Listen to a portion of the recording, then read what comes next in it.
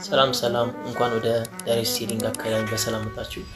በዚህ ዩቲዩብ ቻናል ላይ እንግዲህ ስለ ቀጥተኛ ሽያጭ በደንብ ማወቅ ከፈለጋችሁ ይህን የዩቲዩብ ቻናል ሰብስክራይብ በማድረግ ቤተሰብ መሆን ይቻላል ማለት ነው።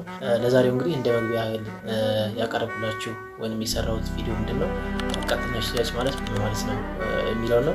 እንግዲህ ቀጥተኛ ሽያጭ ማለት አምራች ወይንም ድርጅት የሚያመርታቸው ምርቶች ወይንም አገልግሎቶች ለተጠቃሚው በቀጥታ የሚያደርስበት የገበያ ስርዓት ነው። እንግዲህ በዚህ የገበያ ስርዓት ላይ አምራች ወይንም ጅምላ አካፋይ ካልሆነም ቸርቻሪ እና ሱቆች ሳይኖሩ አምራቹ ወይንም ድርጅቱ የሚያመርታቸው ምርቶች ወይንም አገልግሎቶች ለተጠቃሚው በቀጥታ የሚያደርስበት የገበያ ስርዓት ነው ማለት ነው።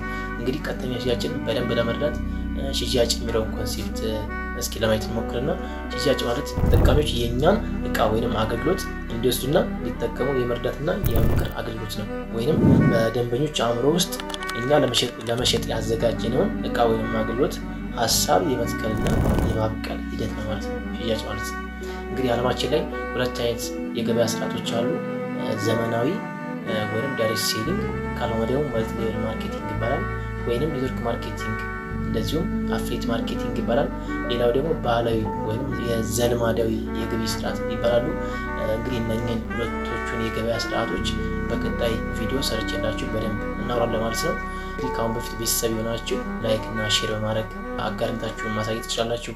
እንደዚሁም በቀጣይ አሪፍ ቪዲዮ እንዲደርሳችሁ ቤተሰብ ያልሆናችሁ ሰብስክራይብ በማድረግ ቤተሰብ መሆን ይቻላል ማለት ነው። ለዛሬው አመሰግናለሁ። ይመቻችሁ።